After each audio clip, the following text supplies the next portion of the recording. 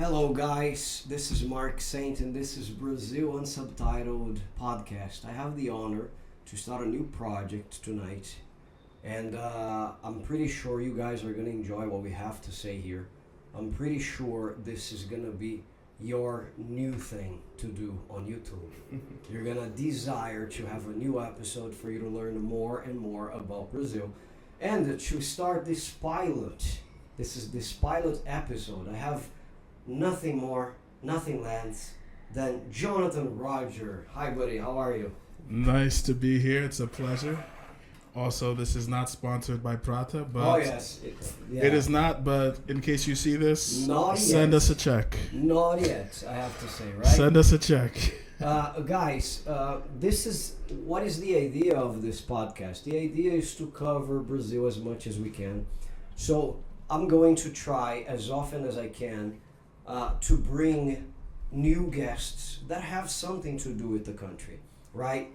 Be that Americans, be that Brazilians, people that can really add to your information about Brazil, to what you have to learn about the country before you decide to come in here, live in here, and all this kind of thing. So why have I invited Jonathan Roger? Well, first of all, he's my friend. He's been my friend, and I can say that. Thank God he's been my friend for a couple of years, I guess, right now. It's been hard hearing about Oasis 24/7, but Yeah, we're he here. says that, but if you saw the other channel, Brazil Unsubtitled, he was wearing a t-shirt from Oasis, okay? He says that it was just to make me happy, but... Just for you. So, what is the idea of the show tonight? What are we going to talk about? We're going to talk about Brazil. How different is the country, Jonathan, compared to the United States of America, or compared to any other country in the world? In this case, Jonathan, because Jonathan is from Brooklyn, New York, he's going to give us a little bit of his feedback. But how different is it for him to come to Brazil? He just arrived here. How long has it been? So Thursday will be officially 30 days. 30 days already since in the country. I've been here. Okay. Notwithstanding my previous trips, but this trip will be a little bit more long term. So 30 days in, what has been interesting about this trip has been, in my previous trips, I've stayed in Airbnbs. Okay. And now I have a local apartment, and you get to sort of live the life of a regular Brazilian. And that has been interesting. And see how they live, right? Yeah, exactly. You know, going to the market, interacting with people, and just almost sometimes being a fly on a wall in conversations. Thanks to you, I know Portuguese, so shout out to Portuguese Mark Saint. Thank you. And that's been a great experience because it allows me to not only just consume the culture and the language, but also to hear what people talk about, to hear what they interest, and that's been a real nice change of pace for my previous trips. Wonderful. So, as you can see, he's American. He's been to Brazil for a month now, but his idea is to be longer, to stay here for like a year. Yeah. So He's gonna tell us everything, right? He's gonna tell us everything. I just want to say, if you want to see this project really flourish, really work, you gotta start by subscribing to the channel. So if you guys are here because you have seen any references from YouTube, please smash the like button, subscribe to the channel, and I'm pretty sure you're gonna enjoy the content of tonight. So I have Jonathan here to talk to us, or to walk us through the differences between the two countries, the United States and Brazil. So Jonathan, tell people about who you are back in the United States and why Brazil has crossed your path. So as Mark has graciously introduced me, I'm Jonathan. I go by Jono sometimes, depending on who you are. You get to call me Jono. You have the privilege. But back home, I'm from Brooklyn, New York, born and raised in the city. I'm 35 years old, so I've been in New York City literally my whole life. I've traveled here and there, but Brazil has unquestionably become my second home at this point. And how that started, shout out to my brothers Neil and Kevin. We went on a trip in 2020, and this was literally weeks before the pandemic. So we experienced... Was it like January or February or something? It was about February. Because the virus really started catching in March. That's Yeah, what I'm so asking. by the time I got home from Brazil, I think maybe March 1st. So that gives you a little bit of the timeline. It was like mid to late February. I was there for maybe 10 days. And I really got to see almost something that really opened my eyes. Sometimes when you live in New York or live in any area, you kind of live in a bubble. And what that really changed for me was when I saw Brazil, forget about the beauty of the country. You go to the beach and you see everything. But it seemed like a bustling city. It just seemed like people were just nonstop moving. And I'm used to that because... Well, was Sao Paulo the first place in your itinerary? No, Rio was. So Rio was the first place? Yeah, Rio... But, allow me to say that to the people who don't know the group, right? I had the privilege of getting to know these guys through Neil, right? If you guys follow my work in the other channels like Brazil Unsubtitled, which is the mother of all these projects, I posted an invitation for any Americans who would be interested in talking about Brazil through an interview. And Neil was the guy. One of the 3 people who wrote for me was Neil. And with Neil, he brought a roster. So he brought Kevin. And Kevin, later on, I found out that Kevin was the guy who how can I say, who was responsible for the contagion or for the Brazilian virus over his friends, right? Because he is the guy who came here in 2016, if I'm not mistaken, for the Olympic Games. How the story starts is Kevin and Neil were friends and they worked together. And Kevin by himself had maybe about 10 to 14 trips from Brazil, starting from the Olympic Games in 2016. No, the World Cup in 2014. Okay. And then the Olympic Games in 2016. All right. And he's made subsequent trips after that. So around 2019, Neil was telling me like, hey, what about a group trip to Brazil? He introduced me to Kevin, and we became fast friends, and we took a trip in 2020 to Brazil. You didn't know Kevin at that time. You just knew Neil. Yeah, so I think Neil got to know Kevin through his work, right? Yes. So they were co-workers at first. They met through work, and then they became fast friends. And subsequently after that, he introduced me to Kevin, and we became friends as well. And through that first trip to Brazil, it was almost like an introduction to a new world, to be honest. Something that I've never seen before. So something I find interesting, that's why I wanted to bring this topic to Kevin, is because Kevin is in love with Rio. He loves Brazil, but he makes it very clear from the very first beginning you talk to him. He loves Rio, like the atmosphere, because he, as he has told me before, he comes from New York, which is similar to, like, it would be a sister to the city of São Paulo. So he said, why would I go to Brazil and then stay in a city like New York? I want to see something different. So that's why I ask you if São Paulo was the first place in the itinerary, because he normally invites people to go to Rio, I believe. And that was the first city you might have visited here, no? Yeah, Rio was the first. And that's what was my introduction to not only Brazil, the country, outside of the mainstream things, obviously, right? But seeing it with my own 2 eyes and interacting with people, seeing the culture, seeing the country through the lens of the locals. That was an amazing experience, and it was something that I came back home thinking, what am I doing here? So when you returned to when you came to Brazil, you could really prove what all your friends had been telling you for a while, right? About the atmosphere, about the people. Because some people would come here and say, okay, I think this place is overrated. It's not everything that I heard. That was not what happened to you, right?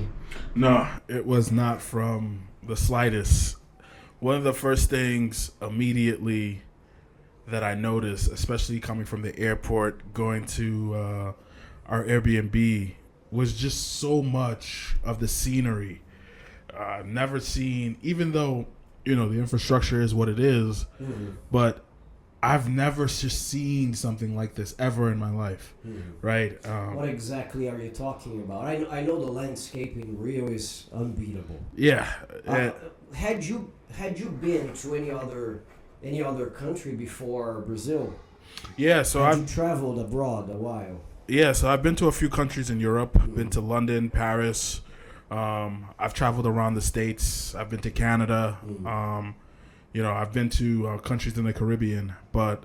So you had the experience to compare, right? You could compare, for example, Brazil with any other foreign country but yours, right? Because it would be strange. Okay, compared to the United States, you guys are this because it's very scenic and everything. But you said that you've been to other countries in the Caribbean, which has beaches as well and people, and it's hot, it's a warm weather. How does Brazil stand out among these places that you visited? So one of the things that I mentioned to Neil and Kevin when I first came to Brazil, we were in the Sambodromo, and I said, man... You say Sapucaí, right, in Rio? Yeah. Okay. And I said, man, Brazil reminds me of, like, America in the 1940s to the 1960s, just... a lot of like up and coming. You can see everything is just on its way up.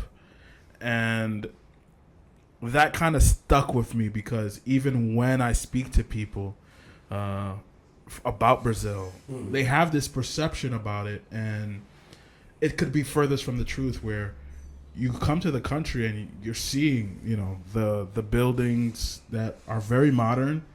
But then you also see buildings that, you know, need some work, but at the same time, you're also right next to the beach and you see a big scenic view and you see people walking on the beach. You see people just out and about, and it's just nothing I've seen before. Like what you're saying, basically, it's a mix of everything. Yeah. It's a mix of evolution with a mix of quaint areas, as well as let's have fun. Yeah. Let's enjoy life because that's what God has given us, nature and stuff.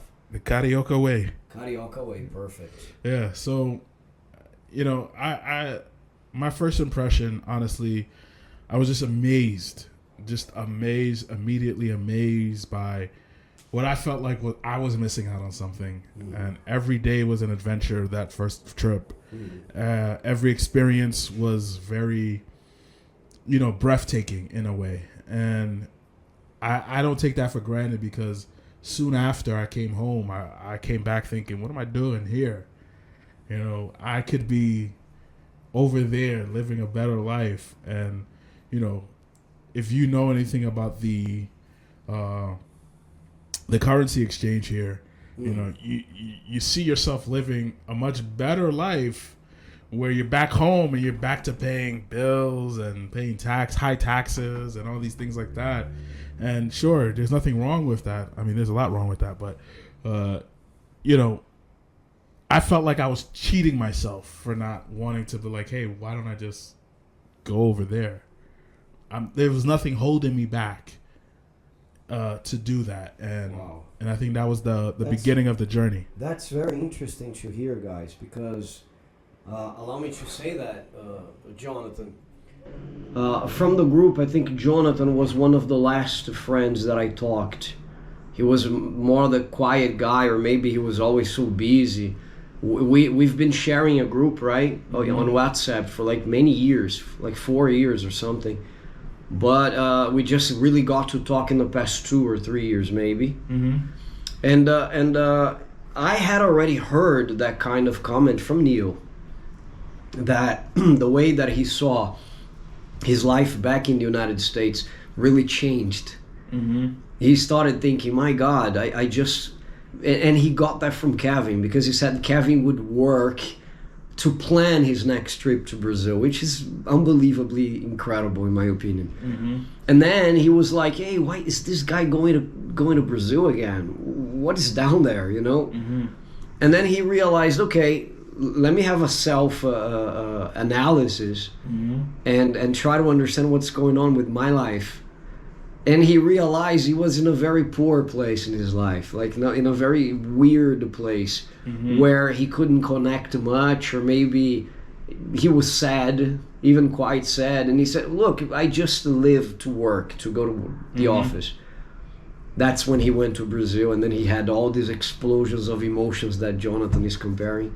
And returning was bizarre. So guys, it's not only you listening to that, it's me listening to that from Jonathan for the first time, which is incredible. It just aligns you guys in the same group.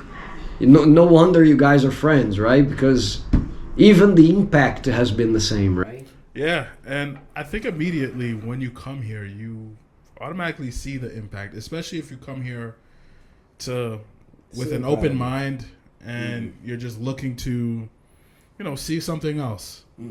Someone who's lived in the biggest city in the U.S.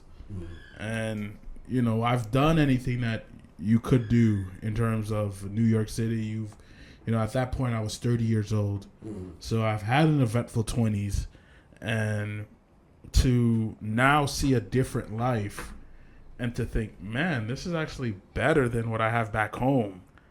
And then you come back home and you sort of get that reassurance of that thought. And you're saying, well, I think what I was thinking before, I'm not wrong. I think this is better over there.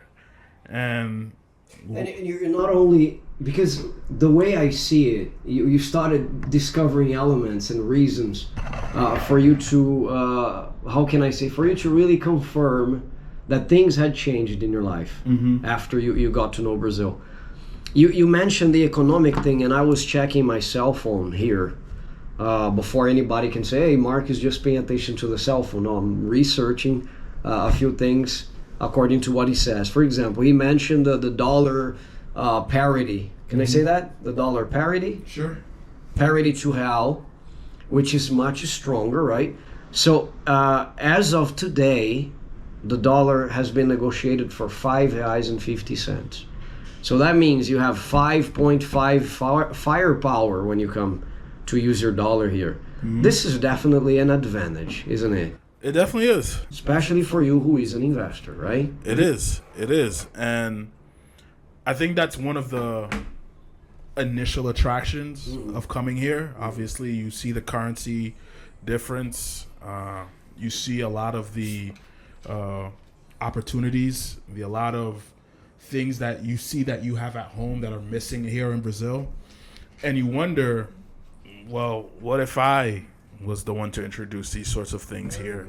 And what if I were the one to, create this new wave of opportunity? And that's what got my passion and my blood boiling, because, I live for that type of stuff, investing and wanting to grow and build a business and things like that. So, that was the initial draw. And after that trip, just to give you some context, I was sort of in that 9 to 5, going into the office every single day. I was in the camera industry, and at the height of that, I was working at a company all the way out in Long Island, East Long Island, driving commute. This was during COVID. Hybrid model, 2 days a week to the office. And I remember one day just sitting in traffic on my way back home, and I said, man, I can't do this anymore. Wow, when was this? It had to be maybe February of 2022. So you had already been here, right? Yep. Okay. And what was interesting, because right after, it was such an interesting time. Because right after we came, COVID really started happening, lockdowns, and this was really the first, almost like a sign, like a divine intervention, because the whole world went into remote work. And that was really what opened the floodgates and really started the idea of, well, if I can do my job from home, I don't need to be going to the office. And once I was able to see friends leave my company to get remote jobs, I started thinking, man, I need to get a remote job. And one of the first things when I started at the new company, we were remote for the first year. But COVID was still kind of in 2021. COVID was still kind of a big thing. Mm-hmm. And 2022, it started scaling down a bit, and we were doing the hybrid model. So I'm commuting about an hour and a half back and forth, going an hour and a half, so 2 hours, almost 5 hours on the road. Not 5, I would say about 3 hours on the road. Mm-hmm. Throughout the day. And I thought to myself, I can't do this anymore. I just really can't. And I texted Neil. Neil was planning a trip to go in December of 2022. I was still working at my job. I was still commuting. I didn't have a remote job. I told Neil, I said, man, I'm coming with you on that trip to December. Oh, wow. And he said, that's really cool, man. And he said, yeah? And I said, yeah, man, I'm coming. That's really I cool. didn't have the remote. Yeah, I was gonna ask you. You didn't have any plans to return like anytime soon. Because I know things got stuck with you. But were you planning to go before this insight, this wake up call that you had in the traffic? So, were you planning any trip here? I wanted to, but the current landscape of COVID, the current landscape of where I was at the time, right? It just wasn't feasible. Yeah. Right? I wanted to, I think I was planning another trip, and I had booked a flight, and it just fell through. So there was a lot of things going on around that time that really prevented me from making another trip. And then when Neil said, I'm going in December, the end of the year, I said, man, I texted him one day. I said, man, I'm going with you. And he's like, all right. I don't even know if he registered in his mind, like, well, how are you going to figure out work or anything? I said, I don't know if he thought that, but I know in my mind, I've said, I'm going to that trip. And I'll never forget, it was maybe late May, and I texted Neil. It was like 2 weeks. I would say 2 weeks before June 13th, because June 13th was the first day I started my first remote job. And so 2 weeks before that, it's like in end of May, I texted Neil. I said, "Remote job secured." Wow, that's so cool. And right from there, I was in planning mode. I'm just planning, and I had like 6 months to plan. So I'm just like, all right, I gotta book a flight. I'm talking to Neil about like, all right, how are we gonna do this Airbnb? We're doing all these different things, planning all these different things, and God willing, we made it happen. And that trip, we ended up staying from end of December to about early April. Right, so that was our first extended trip in Brazil outside of at that point, I'd only been in Brazil for 10 days, right? And we hadn't started class yet. And I was just like, I just wanted to go back. I wanted to get that feeling that I got the first time. I just wanted to go back. And when I came back, man, it just even reinforced what I had those first 10 days. I came back to the country, and I said, man, Neil and I was just like, yeah, we're planning our next trip to December again. My God. We came back, and we came back April, first week of April or something like that. And then I think that following week, we were like, hey, we're planning, our next trip is in the end of the year in December. And I think that following month, we started our Portuguese class. Oh, wow. Yep, that following month we started our Portuguese class, because one thing that immediately, and then I'll say this to anybody who wants to come to Brazil, learning the language is extremely important. You cannot survive here without the language. I don't care how much you think that you don't need it, you need it. It comes down to simple interactions, to even wanting to express your feelings. And I'll tell you this, as someone who has spoken to a lot of Brazilians, who has friends with many Brazilians, there's a lot that gets left out of context when you use translator. And there's a lot that gets let out. Right? Yeah, and there's so much. For you to translate all the time, it might suck big time. And that was the thing where my first trip, I was that guy. Every interaction was with translator.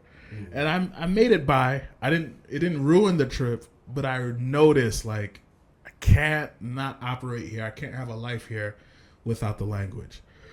So when we started the class, and obviously you can attest to the progress that I've made with the language, but when I started the class, all I could remember was those 4 months I was there, where the experience that I could have had if I knew the language versus the experience that I had. And don't get me wrong, the experience I had was great.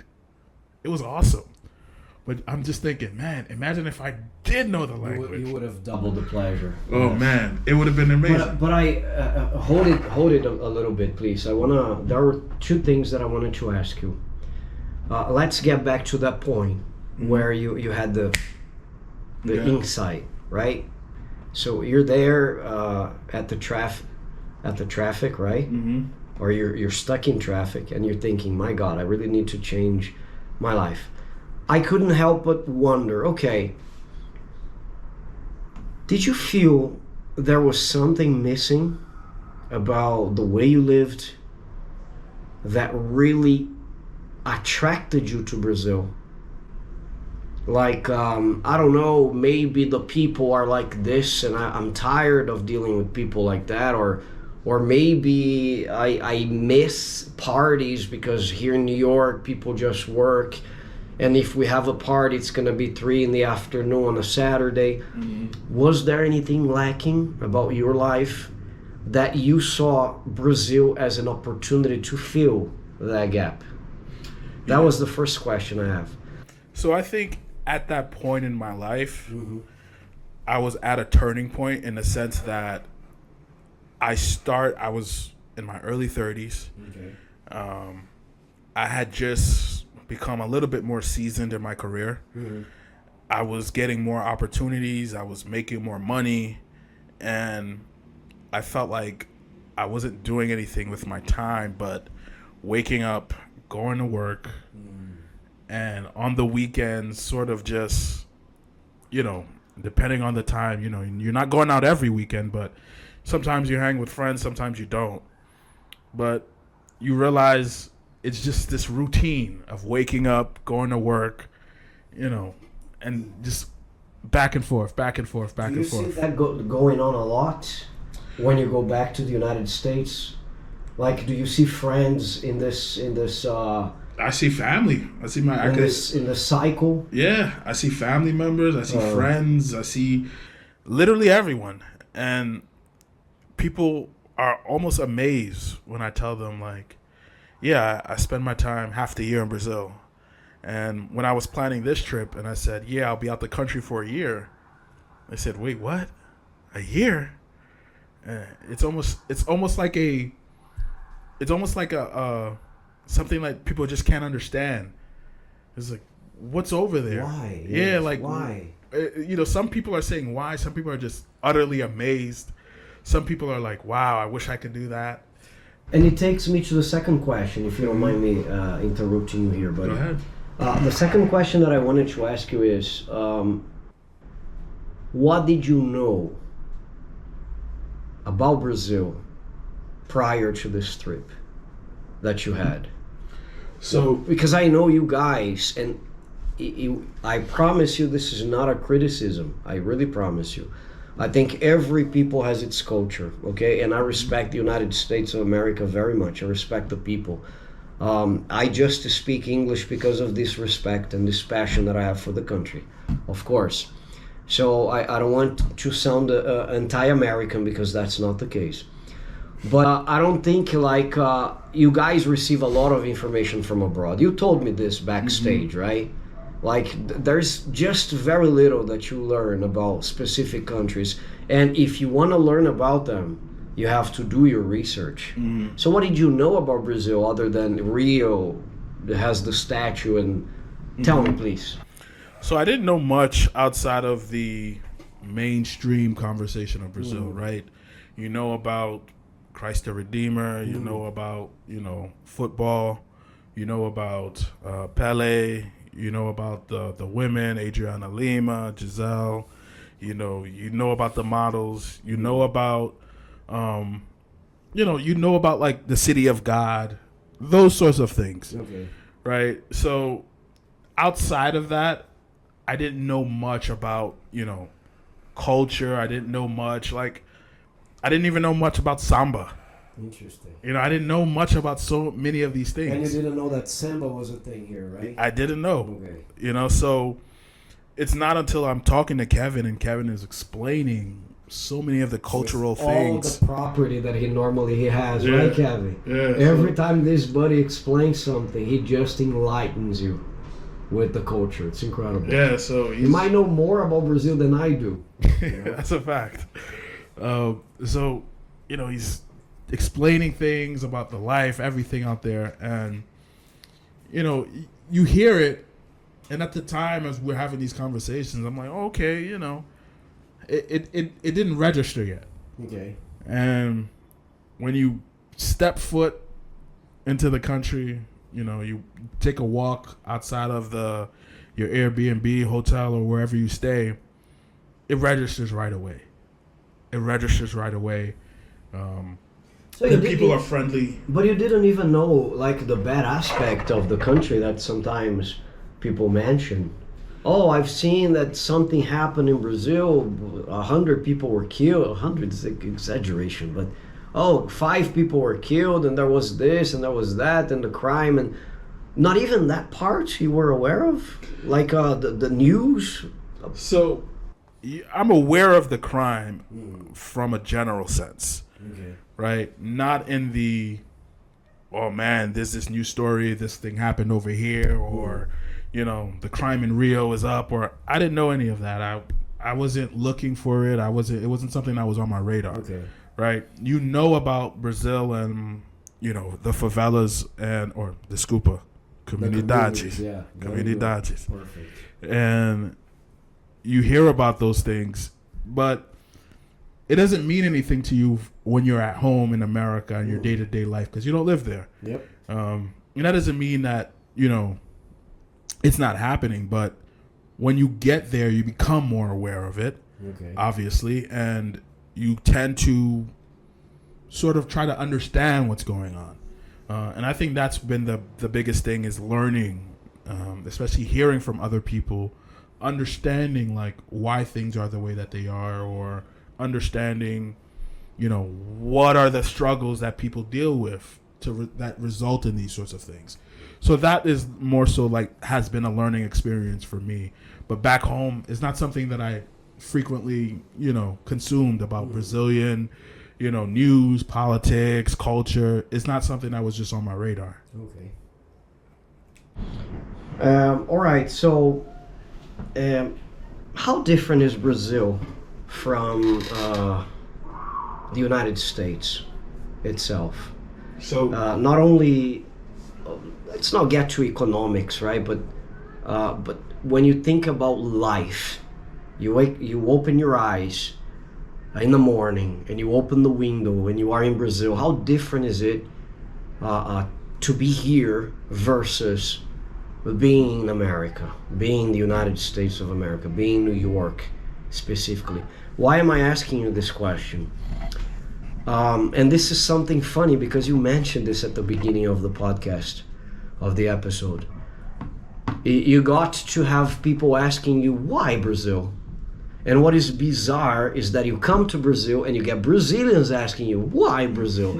So you get the same question coming from two different peoples. So how different is it for you compared to the United States? And one more thing I want you to answer. How do you respond when people ask you why Brazil? So that's a great question. And it's also a loaded question because the difference between the U.S. and Brazil, that could just be a whole other episode, to be honest. Yeah. And but culturally speaking, look, then again, I know people who say, okay, we have more money, blah, blah, blah, the streets are more developed. So I won't even touch that. But okay, but this is old news. Everybody knows that. Right.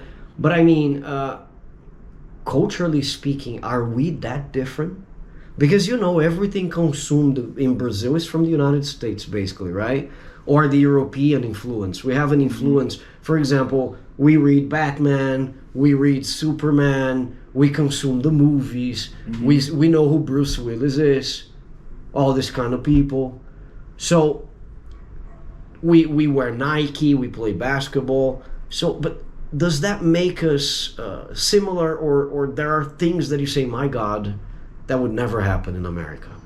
Yeah. So I think there's a difference between consuming American pop culture versus the actual culture, right? Of America. Yes. And I think there's a difference in the saying that even though Brazilians consume American pop culture, Brazil still has its unique identity of being Brazil. Wow, very interesting. Yeah. So one of the things, and you can take it to the most day-to-day things that you can think of, right?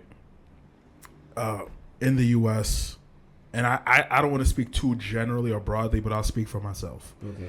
Right? For me, when I'm in the U.S., I'll wake up. I used to have like a big breakfast. You go to the office, you kind of do your thing, and you have a lunch, and then you come back home, and you have a dinner. In Brazil, you guys drink coffee morning, noon, night, evening. I remember speaking to... and you have to specifically talk about our lunch. I'm getting there. He keeps mocking me about my... I'm going to get there. So let's just start off breakfast. Let's just talk about just like a routine, right? The morning routine, breakfasts are small. It's not a big thing here, right? And you hear that, and I think a lot of cultures are like that. But in the U.S., you could call it propaganda, you can call it whatever. They shove down a lot of sugary, big breakfasts. Breakfast is the most important meal, right? Not saying everybody subscribes to it, but it's a big thing. Breakfast is a big thing, right? And that's... I know it's cultural, and I know... I don't know if I can say it's a mistake, but biologically speaking, you guys are correct. Not only you, the British as well. Because I've been to London before, and breakfast for me looked like lunch.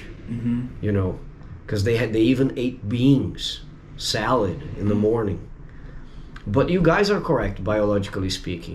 You have spent like 8 hours sleeping without consuming any energy, so you gotta recover this. So lunch could be smaller, but what happens here is totally the other way around, right? So by the time 12 o'clock or 1 o'clock hits, I can't find my brother Mark. I can't find him. You really can find me behind a pile of rice. I'll know where the juicy steak. Yeah, once 12 o'clock or 1 o'clock hits, I already know where Mark is. All right, he's knee deep in arroz, feijão, maybe some steak, a nice carne.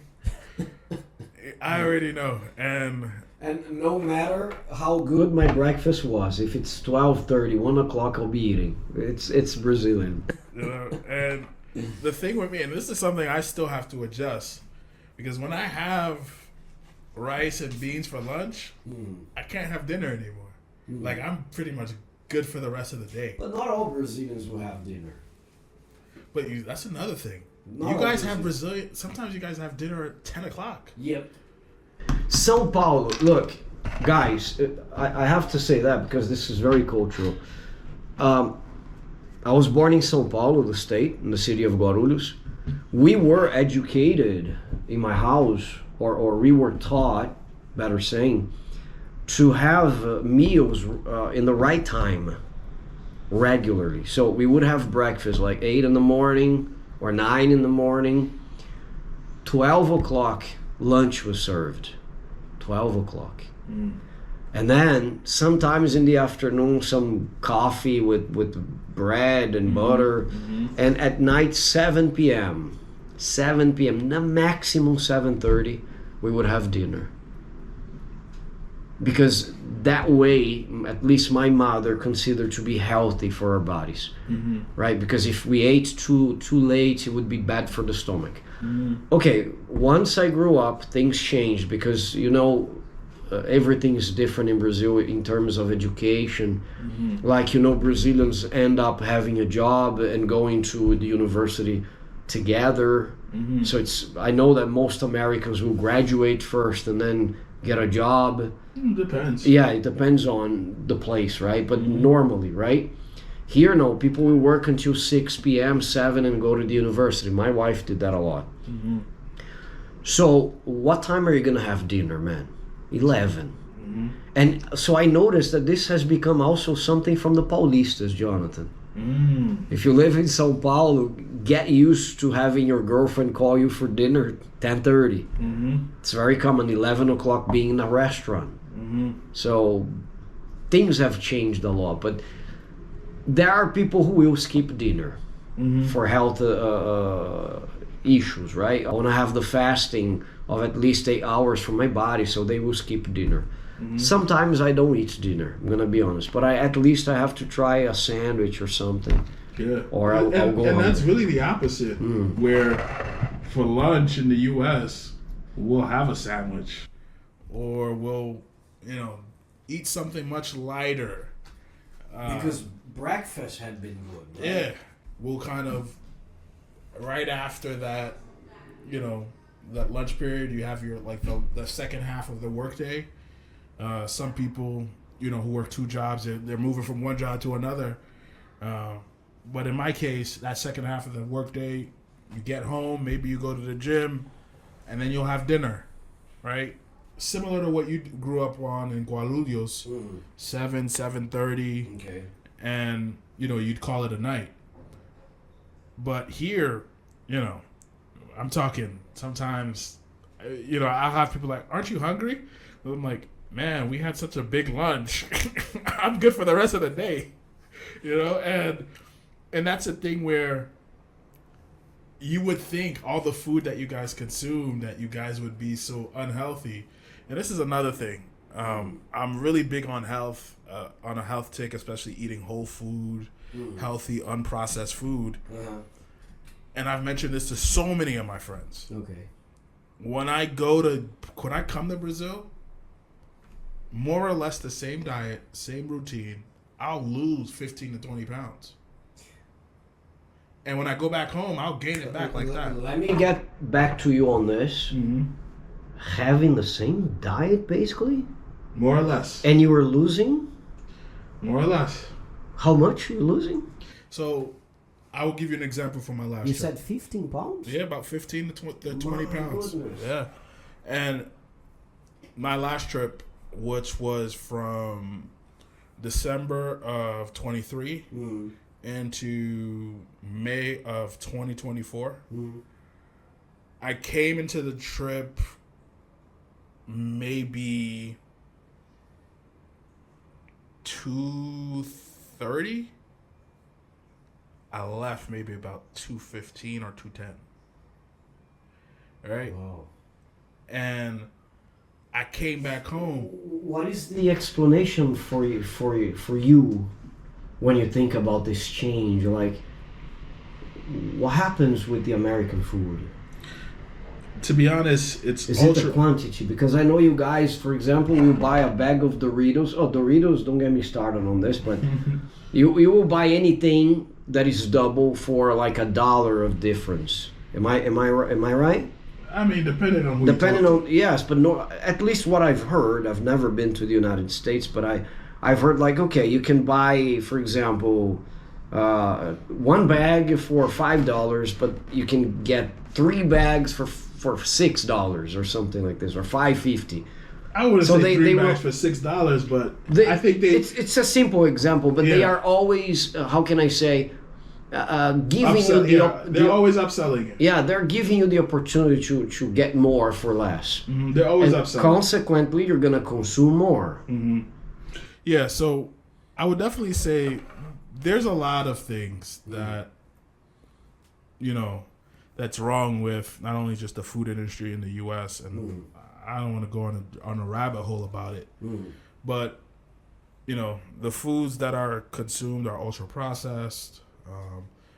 A lot of sugary things, a lot of things that are just generally not good for your health, and you have to go really to a really reputable place to get really good quality food that's actually. And it's gonna be expensive. Yeah, of course. Right? It's gonna be a lot more. Okay. But I'll come here. One of my favorite things on the last trip and even this trip, I have a papaya. Papaya in the morning with a protein shake with like milk, some whey protein. Oh, that's very healthy. Yeah, and I'll have like for lunch. I wouldn't have anything like I could go out on Rio on the main avenue on Copacabana Beach, just pick up one of the beach bars. You can have whatever they're serving, whether it's like a meat platter or a fish platter, whatever you're into. So it's not like I wasn't back home. I'm eating. Caribbean food, jerk chicken, all these different things. It's not so far off, right? But I don't know if it's just the walking and my activity. I'm going to the gym in the U.S. I lift a lot of weights. Over the years, things kind of like COVID kind of like ruined my gains, but you see the more or less. For me, more or less, I wasn't doing anything so drastically different. For me to just be able to just drop so much weight in a short period of time. And I look at that and you come back home and I'm like, oh man, I come back home lighter. Everybody's like, wow, you look so good.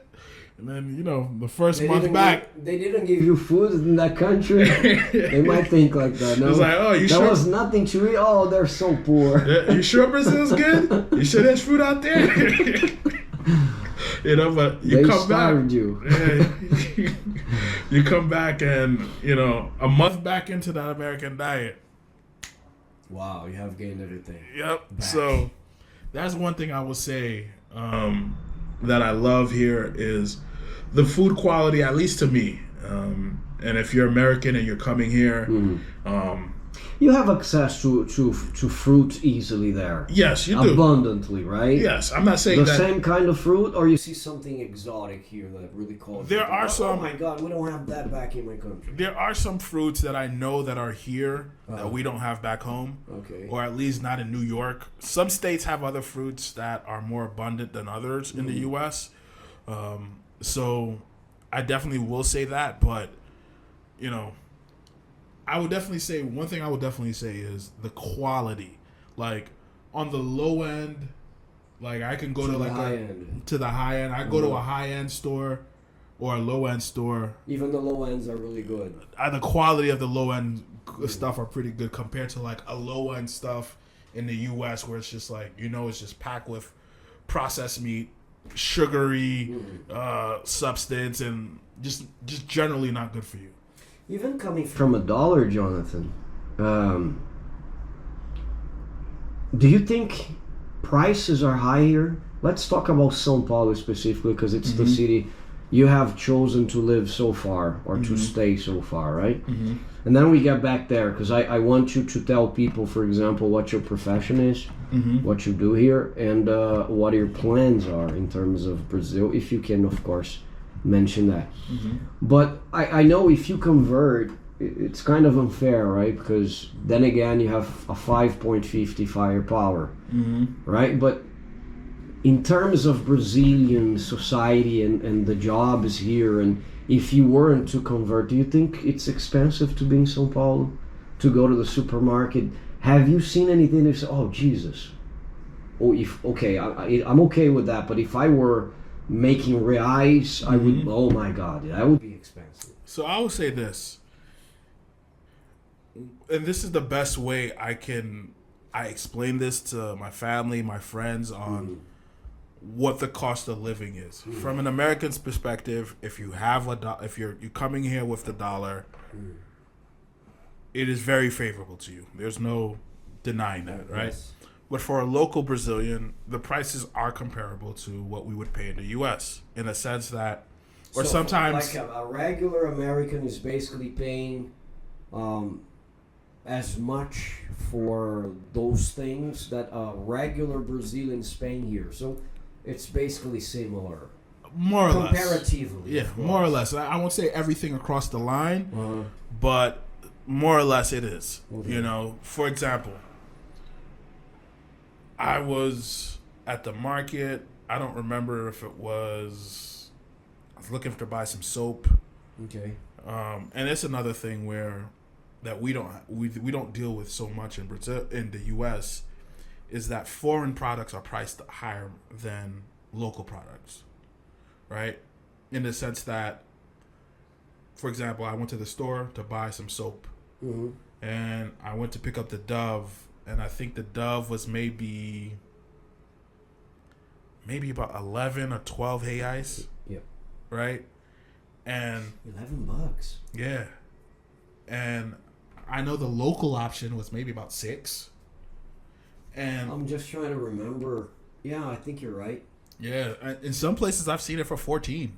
I think you're right. I Yeah. think I pay a little less, but I will tell you what supermarkets I go later. Mm-hmm. Like I've But- seen the prices but range in different places. It is at least almost two times or something like this. Yeah, so The regular soap.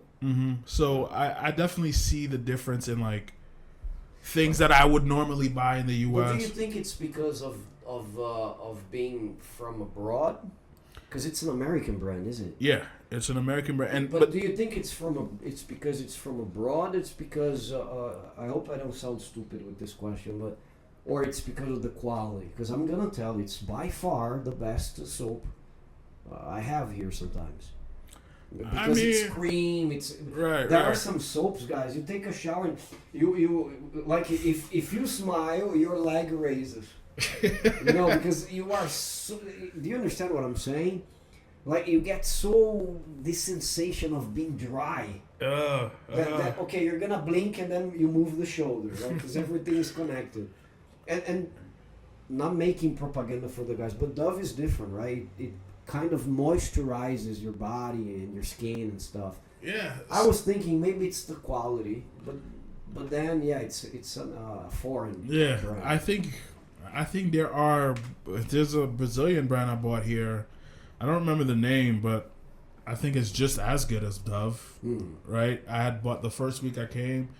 I bought some Dove soap, and then I went to one of the supermarkets, those super center markets, and I bought a nice bundle case of soap. I think it came with like 10 soaps. Yeah, I've seen it.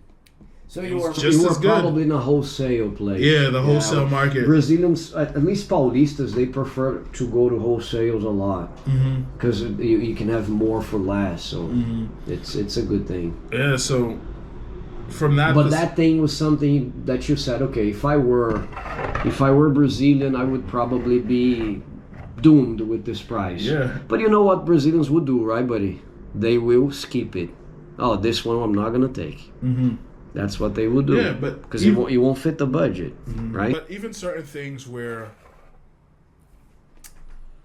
like, I'll think about if we're not thinking about just what things cost, right?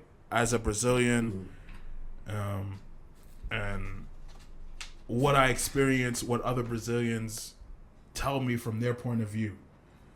You know, we'll go to a restaurant, and sometimes, That's high. you know, I'll see the prices of something, and I'll say, well, yeah, as an American, you don't really think about it. Yeah, you don't really think about it. But like sometimes I see the prices, I'm like, well, why is somebody paying like $40 or not dollars, but like 40 reais for a meal at McDonald's? Yeah. Right?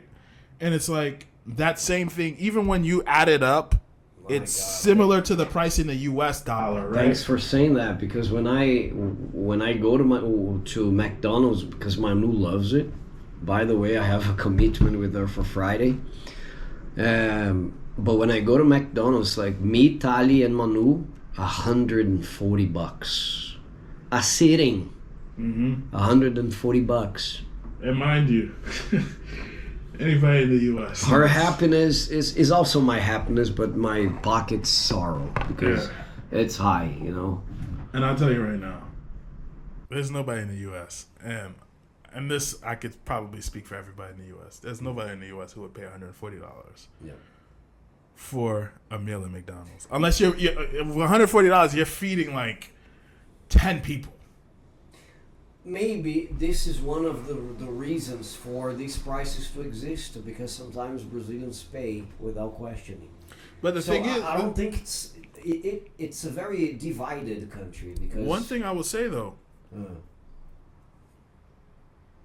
McDonald's here is seen almost in a different I know scale. I've heard as the U.S. I've heard that in the U.S. you guys don't have the same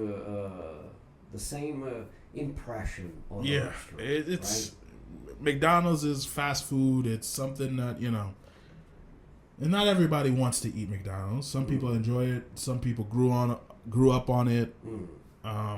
Some people, it's a big thing. Yeah, it's and a big thing. It's almost like a luxury. Like, yes. I would say like McDonald's, for any of the U.S. listeners, is equivalent to like a Shake Shack.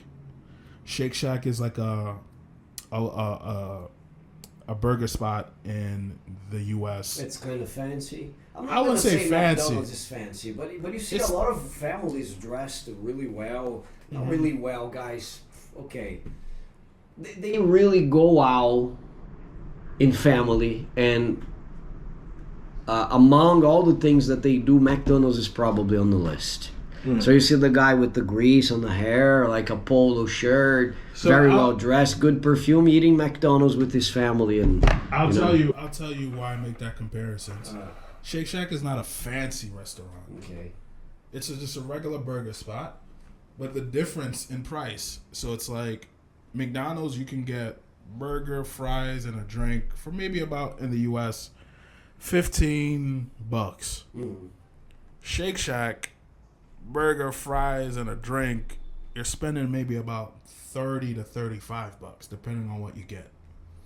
So that just gives you the difference in price range, but also the difference in quality of food between Shake Shack and McDonald's. Okay. So when I get the impression here is that Shake Shack is almost equivalent to that. Because if you look at, for example, Bob's is more so on the Brazilian, yeah. Is more so on the lower end. Yeah. And the prices are much more accessible. Yes. Affordable. That's what McDonald's is in the U.S. for us. Interesting. Very interesting comparison. I don't remember the last time I ate at Bob's. My daughter, I'm pretty sure she has never tried it. And it's a fast food chain from Brazil. They copied, if I can say that, the same format, the idea, you know, the preparations. And look, I'm from the 80s. When I was like 10, 12, I would go to Bob's with friends. So, and they still exist. Yeah. So it means that they're successful. It's the same as McDonald's. So, buddy, okay, you told us about the difference in food. How about people? Do you think people are different? Do you think relationships are different? If so, what exactly is it that you have with Brazilians that does not happen in the United States? I'm going to tell you right now. Brazilians are some of the most amazing people, most friendly people, most warmest people you'll ever meet. And I say that as being a New Yorker who's somewhat cold, who's somewhat jaded, who somewhat has not been very friendly to other people when I'm out and about, where it's like, there's a reputation for New York. Yeah, because look, you were born and grew up and raised there, so of Exactly. course you're gonna get There's the a traits of the environment where you were at. Of right? course, there's a reputation for New Yorkers for a reason. But Brazil, you can meet somebody today. They'll invite you to their house for a churrasco. We met. It's not a con, right? Nope. Yeah. I'll use you as an example. I think the first time I've been to Sao Paulo, we spent the weekend. We stayed. You've opened your doors and invited us to your house. Yeah. And you didn't second guess it. It was just like, oh yeah, stay at my house. I remember Neil and I were in Bahia. We were staying at an Airbnb. There was many interesting stories there, but we were staying at an Airbnb and. How many times have you been to Brazil so far? So this is officially the my fourth fourth time. Yeah, this is my fourth time. Okay, so the last time you came to Brazil was 2023. 23 it was. I came in. 23 to 24. And you stayed 6 months just to enlighten the people here. You stayed for 6 months, and one of the places you have visited was Bahia. Yes, exactly. And we were staying in an Airbnb, and the Airbnb's host, the host of the Airbnb, also happened to live in the same compound that we were in. Sure, we'd see him here and there, small talk, but they invited us to the mother's birthday party. We were sitting there. We were meeting all the family, the friends. Like, we were at the mother's 80th birthday party. Like the little granny was by your side, telling you stories of back in the 40s. Look, man, I'm not gonna lie. For an 80-year-old, she looked pretty good. I'm not gonna lie. She looked pretty good for an 80-year-old. So. All I will say is, this is just the culture, right? Exactly. We go to nobody pointed the finger at you. Who the hell is this guy? Yeah, like nobody did that, right? Nobody's just like, who are you? Like, what? Didn't second guess it, right? Okay. You go to the beach, people just, and I don't know, like, the minute you walk off the plane, people are gonna know that you don't belong there, and that's okay because sometimes it's a strength, and sometimes it ends up in bad situations, but more times than not. It's a good thing because people come, they embrace you. I remember one time Neil and I were walking on the beach. It was like, hey, man, come over here. They pulled up the beach chairs and, they gave us caipirinhas. Yeah, we had to pay for them and stuff. They upcharged us. But, hey, they still was very warm, opening. Even the friends that we've made here in Brazil, they'll give us their last. Like, it doesn't matter. They'll go above and beyond to help us. And you don't find that much often in the U.S. And that's the thing where, I've met guys who have nothing and want to give you everything here. Wow. That's fantastic. And I've met guys in the U.S. That's strong to say. Yeah. Really. I know people in the U.S. who have everything and won't give you nothing. Yeah. So. But we also... just to do justice here, we also have people who have everything here that will give you nothing. So, okay, I understand that we cannot generalize. Proportionally, you will find more people who have nothing and will share with you. That's very, nice of them to do that. But we also have the other scenarios, right? Yeah, we have of people course. who have a lot of money and they will not share. So, that happens. Buddy, so... when you came here, you noticed that the people were friendlier, were more welcoming, right? Is there anything else that called your attention about the Brazilian way of being? Like, I've heard from other people, especially from the United States, that cariocas, more specifically, people who were born in Rio, right? The city of Rio. They lived to enjoy life. Yeah. Like, they partied like there was no tomorrow. Is this something that also caught your attention? Of course. I got one of our good friend, Cesar. Yep. He's the prime example of that. Cesar, if you're watching. Shout out. Cesar Picks.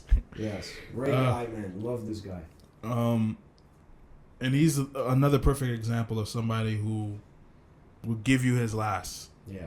You know, but you've been around the guy. He's like a social butterfly. You know, he's a photographer, man. Yeah. Can you imagine? He's a social butterfly. He's everywhere, basically. Yeah, he's gonna. I've never, to give you this perspective, I've gone out with Cesar many times. I've never been to a place with Cesar that he doesn't know somebody. Wow. And we haven't gotten some sort of situation happening. Cariocas are really friendly. Uh-huh. I'll tell you this one day. He's really friendly. Mm-hmm. They're really friendly.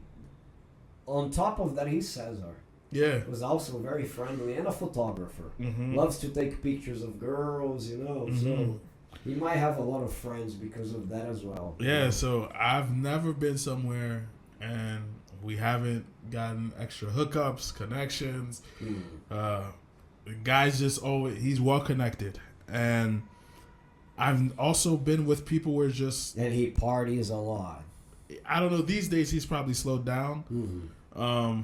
But in his past, I'm sure, you know, he's... Well, I follow his profile on Instagram. Yeah, more recently I haven't seen much because he's been working hard. Mm-hmm. But Yeah. not saying that the other times he didn't. But he was in a party like almost every night. Yeah. It's incredible. Yeah. It's different. It's almost night and day between... Paulistas do that as well, right? Mm-hmm. But there are places, if you go in São Paulo, like Pinheiros, Vila Madalena, if you go on a Monday night, you have discos working on a Monday night. Mm-hmm. But mostly people have to really work hard the next day, Yeah. go to the university. And here, if you don't, I'm not saying that Rio is not like that, but I mean, focus just on in São Paulo. If you don't grow, if you don't produce results, you might lose your job. Mm-hmm. Your career might be at risk. You might be similar to New York on this matter, right? I think it's... So I won't even just say New York, just in the U.S. in general. people give their life in order Yeah. to, you know. But the funny thing, there's a holiday, you see Paulistas flocking the roads Mm-hmm. to go to the beach. A lot. That happens a lot. Buddy, one more thing. What do you do exactly? That we're approaching the end of the podcast. I can hold him very much. We could Yeah, keep so going, it's- you know. I've been enjoying this conversation. Yeah, me too. But what do you do exactly, and how is Brazil in your plans in terms of your profession? Because I knew you found a way. I mean, I heard from you tonight that you found a way to work remotely Mm-hmm. because you wanted to spend at least 6 months in Brazil at a time. Mm-hmm. So you kind of planned yourself to reach the target of being more flexible and being in Brazil. But when you think of your next steps, your future, first of all, Mhm. what do you do, and how does Brazil fit this profession and the plans that you have for the future? You know? Yeah, so what I do is almost a very interesting thing because when I first started coming to Brazil, I was in digital marketing, growth marketing. Mhm.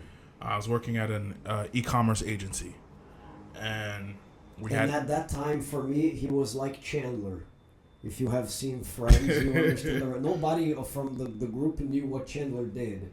I have known this guy for a while, but if you ask me, I don't know. He wasn't this and there, so he's always trying new things. So you were in marketing. Yeah, right? I was in digital growth marketing. That's really what my background has been over the last 10 years. I was in the camera industry for a long time. At the height of that, I was working at Canon USA, and that was when I was doing the commute to East Long Island, and I'm like, man, I got to get out of here. And I was working at the e-com agency for a few years while I was going back and forth from New York to Brazil. These days, I sort of branched off and started doing my own thing. Created my own company called John Co. And I started just using the skills that I've generated throughout my own career in marketing, digital marketing, e-commerce, and started outsourcing my skills to companies, to other agencies as a contractor. with that allowed me to have my own free time, allowed me to leverage my skills, but not having to be tied down to a W-2 or anything like that. In addition to that, with my company, I've also started venturing into AI.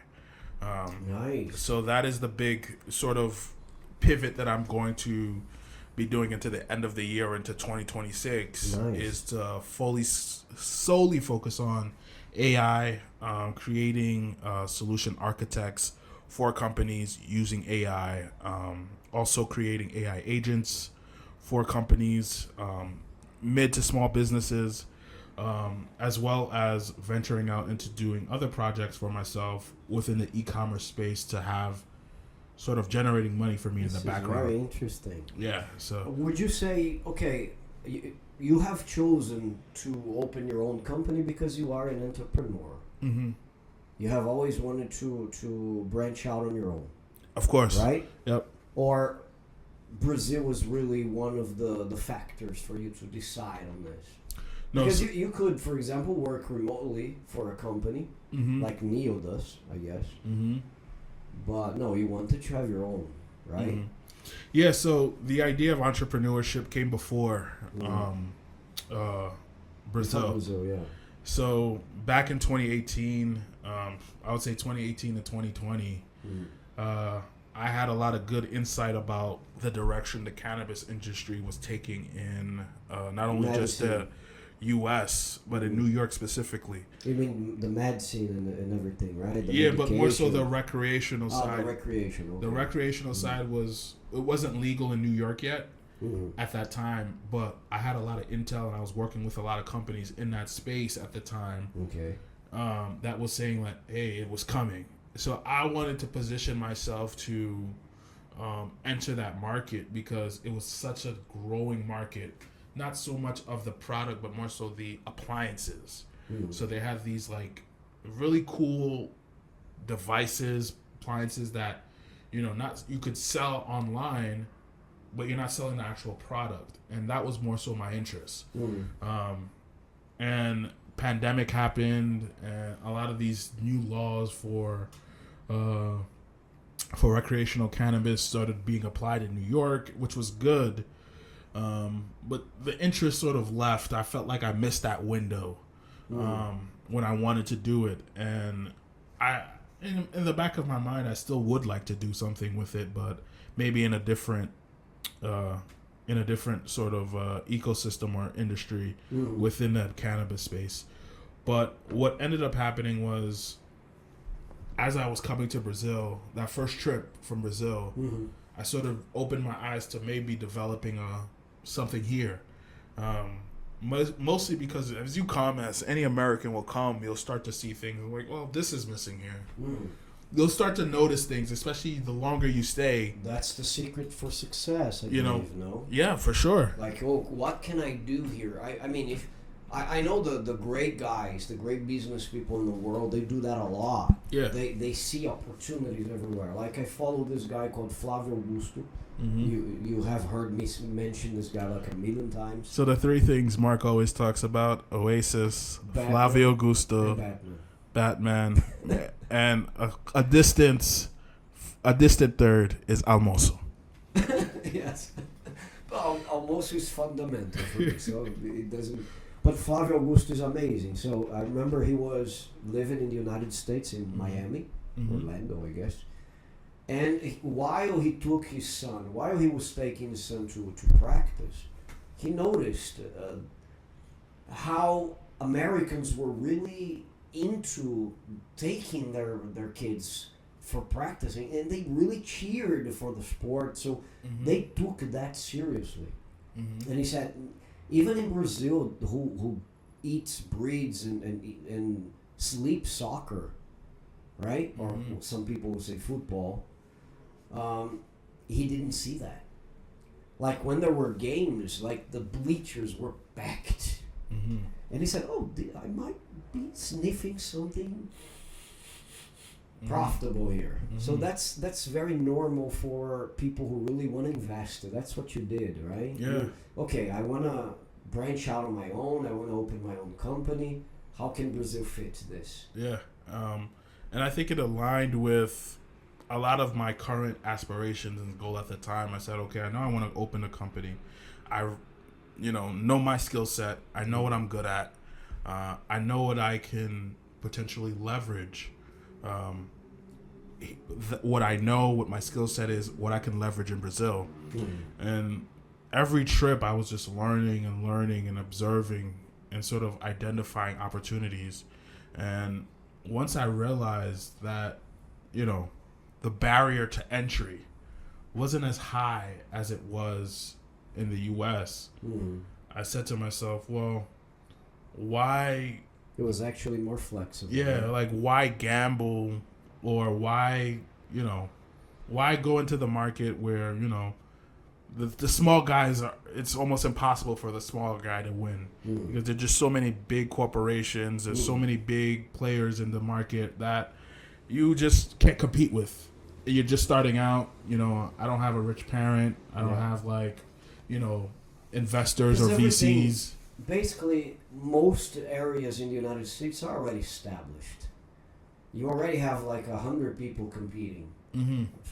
To say the least, right? I mean, 100 people competing in each segment, or 100,000. I say here, no. And the funny thing I wanted to ask you, because you have mentioned, maybe I could bring this here. The funny thing is, do you see that many gaps in the society, or in terms of products or business opportunities here? When you look around, you see, oh my God, they don't have that. Or they don't have this. Oh, we do have that, they don't. Have you noticed this a lot going around? Is this something that is very visible for your radar, for example? I think there's probably more that I miss, to be honest. Mostly just because I'm only focused on the things that come into my radar, the things that interest me, or the things that I immediately see right away. That are more connected to what you already do, right? Exactly. For example, if you're not a hair stylist, you're not going to see, oh my God, they don't have the hair product. I understand. Exactly. So in your segment, you have seen opportunities. Yes, okay. I have seen a lot of opportunities. I think we're not going to mention what they are, otherwise you're going to be competing against them. So I'm sorry. But once you start seeing those opportunities, you start speaking to people like, why don't you guys have this, or why don't you guys do this? And there's never really a good answer as to why they don't. It's just that we just don't. No one's just thought of it. They're like, oh, that would be a good idea. That's usually the response. Okay. And sometimes you may have a thing that's, that works good in the U.S., but doesn't mean it's going to translate well over here sometimes. And we've seen that with apps like Uber Eats, even though there's like other apps, right? Like iFood, and people are going to gravitate to their local stuff.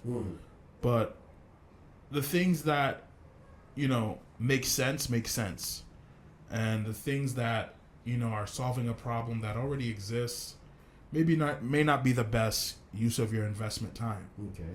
But the things that that, hey, I know this is a problem. I know we have the solution back home. What if I made a version of this that is applicable to Brazilians? Wow. I think that is sort of the mindset and the sort of the problem solving aspect of what I go through when I start seeing these things. So once I was able to get the ideas and sort of processing it in my brain and say, okay, I recognize this problem. I see a solution that I know that works back home. How do I apply this to the Brazilian culture and to the Brazilian way? Because sometimes not everything that you think that will work in the U.S. will work here. I'll give you one example. One thing that I learned quickly, people want access to good things, good electronics, good things. And I think companies like Shein, all these different Chinese-backed companies that are blowing up in Brazil right now are doing a great job at pushing product into Brazil. Now, here's the thing. we have those companies in Brazil, in the U.S. too, but they don't have the same cachet. Not saying people don't buy from them, and more so the electronic aspect as well. The thing that people don't know is you can just sell those products directly from Shein to your own customer base, rebrand them as yourself. You can even have drop shipped to your clients. But here's the thing. Those sorts of things work well in the US. That drop shipping, Shopify kind of thing. There's probably an opportunity there for Brazil. But people don't shop online that much in Brazil. That's the thing that I learned. You think so? Not as much as the US. Okay. So, and another thing that I noticed is people are more likely to have a cell phone than they are to have a laptop. Yeah, that's true. So, when you think about wanting to sell something in Brazil, you have to think about, all right, one, mobile first. You have to think, forget about desktop, tablet, mobile first. Where are people consuming? You know, I remember talking to this one girl, and we were thinking about selling some like Brazilian hair and things like that. I saw that she had a contact. I said, hey, introduce me to this person. Or like, what does this person like sell? And she's like, well, if you want to sell, you should make an Instagram. And like, Instagram shopping is a big thing here. Yeah. Huge. Because people are always on Instagram. Always. It's huge thing. People get to know about each other through Instagram. Not through WhatsApp anymore. Yeah. And another thing, one time... even to communicate sometimes. Yeah. People are calling. Yeah, like, through Instagram. It's almost a different experience. Yeah. In WhatsApp business. WhatsApp business is not something, and I may be wrong, but I haven't seen it, and I haven't experienced WhatsApp business in the U.S. like I've experienced it in Brazil. It's like on another level. Yeah. And those sorts of things are where you need to focus on. Like, if I were going to do a drop shipping site, you need to understand the culture, right? Yeah. If I were to do a drop, I wouldn't build a website. Wouldn't build one because it wouldn't make sense. I would just say, all right, I'm going to build up an Instagram page. I'm going to build up a WhatsApp business page. Because at the end of the day, sales are sales. Whether you have it on a website, WhatsApp business, Instagram, Facebook, doesn't matter. The point is, people know where you are. They know how to reach you. And they know how to pay. And those are the things where when you start thinking about Brazil, sometimes the solutions that you think work in the U.S. may not necessarily work here, and you may want to just look at the market. And and this is the thing that I always tell people: say, spend some time observing, spend some time asking questions, and this goes back to learning the language. Yeah, you can't know these things unless you speak to people, right? And people will openly tell you, you know. And how hard has it been for you to find the people who speak English in the country? Because you have mentioned that you need to know the language. Why? Is it so hard to find people who can really communicate in English? Not only because you're American, but you know it's the international number one international language. So if you're an European as well, doesn't matter if you're a German guy or you need to communicate. So was it that hard for you to find these people? I would say since I've been to Brazil, I've only spoken to 5 people that speak English. 5. Oh, in 4 trips. 5.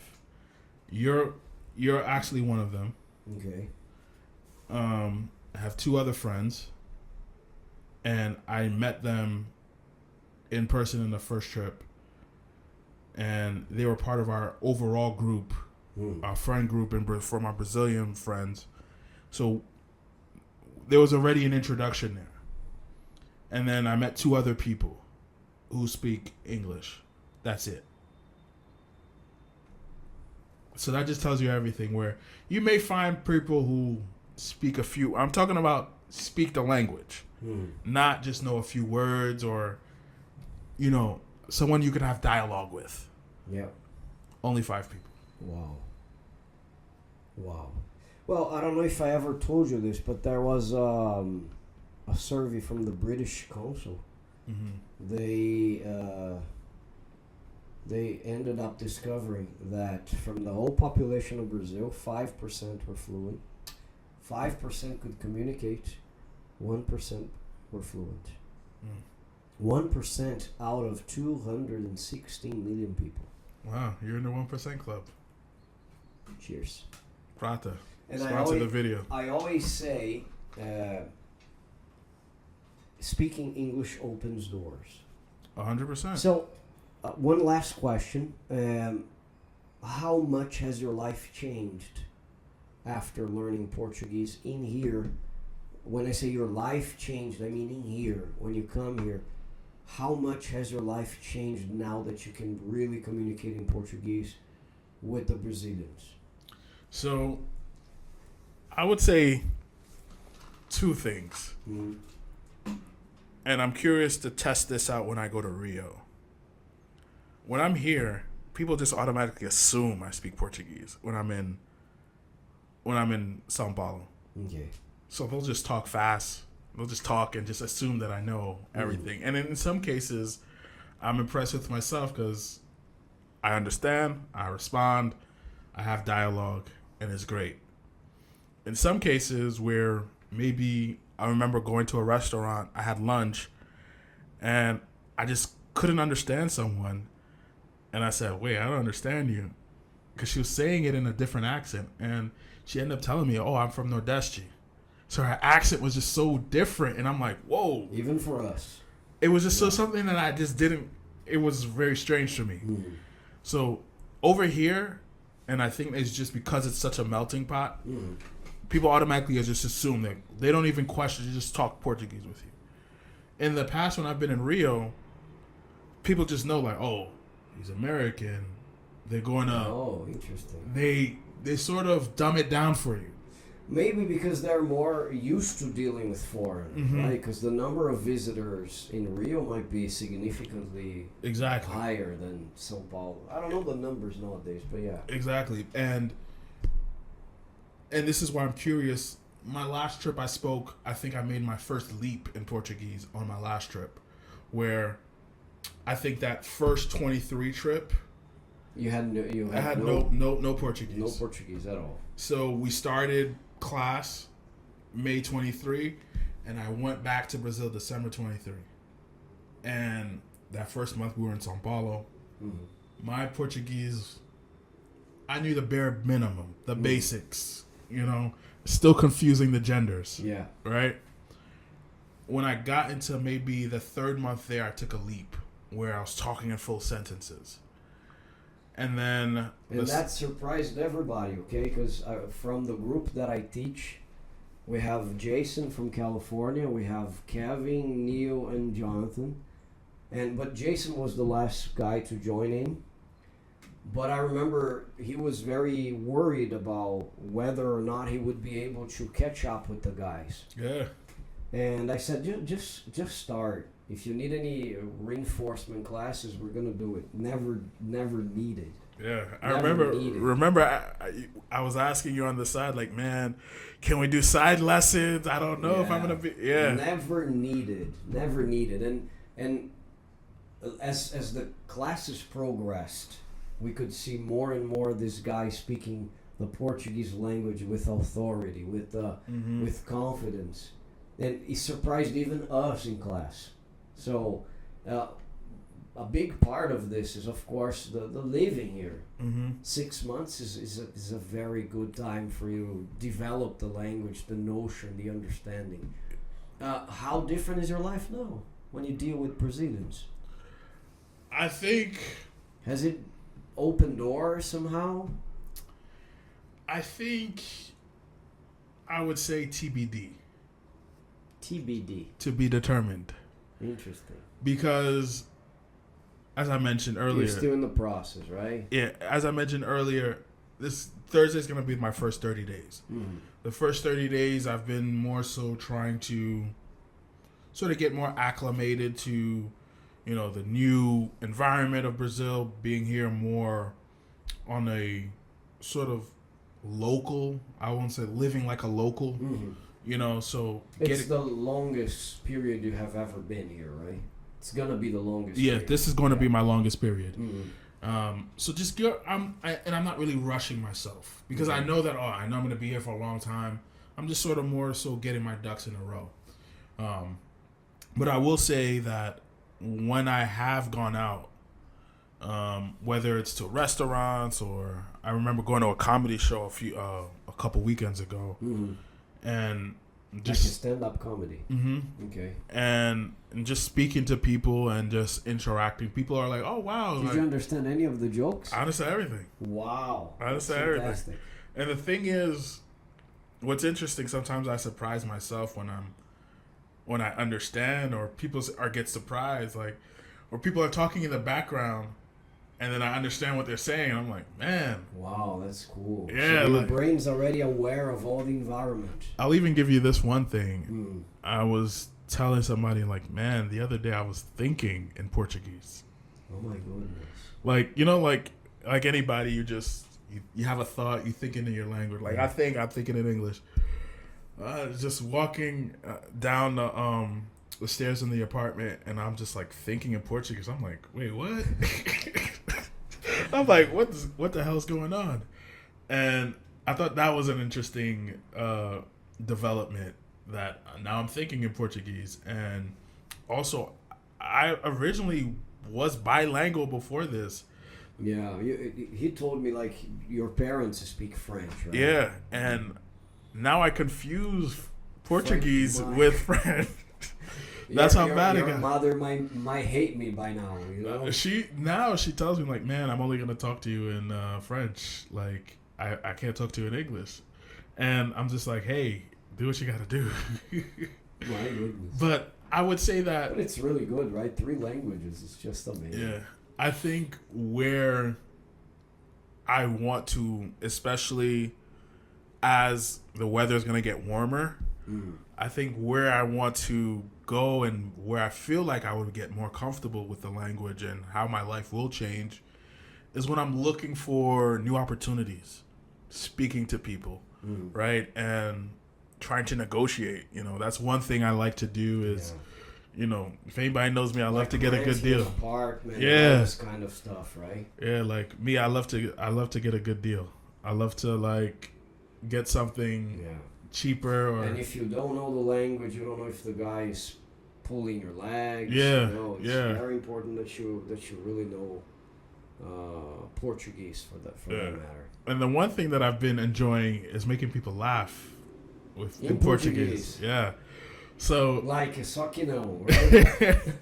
So certain things that I recognize where, like, Brazilians are very animated and sometimes exaggerate expressions. Yeah. And when I do it too, and I make them laugh, I always feel good because I'm like, because I like to. If you and I both know we always joking around. Yes. So when I'm able to make somebody laugh in Portuguese, I know I've, like, all right. Yeah, it's another feeling. Yeah. Like, first time I told a joke in English, man, it was incredible. Yeah. I felt very proud of myself. Because the sense of humor here is very different than the U.S. Yes. Especially, like, what Brazilians find funny and things like that. So sometimes when I'm in a place and I make someone laugh, another Brazilian laugh, especially when it's just like I'm at a restaurant and I make somebody laugh, I'm like, you know what? That's a good thing because I'm learning to use the language in different ways. And it's not that I'm saying something like rehearsed, right? It's just something that flows naturally. And I got a reaction out of somebody and they're laughing. It's really it's a real good feeling. Buddy, thank you very much. We have expanded more than we had planned before because the conversation was amazing. I just want to ask you if you want to leave a message for the foreigners that are watching us about Brazil and about everything that is going on, because you are a living proof of how Brazil can be interesting for a lot of people, right? So you have the space. You have the room. So the first thing I would say is... You have the floor, right? Yeah, you have the floor. Say, yes. The first thing I would say is, if you're having second doubts or if it's been on your mind, take it out. Just take the leap.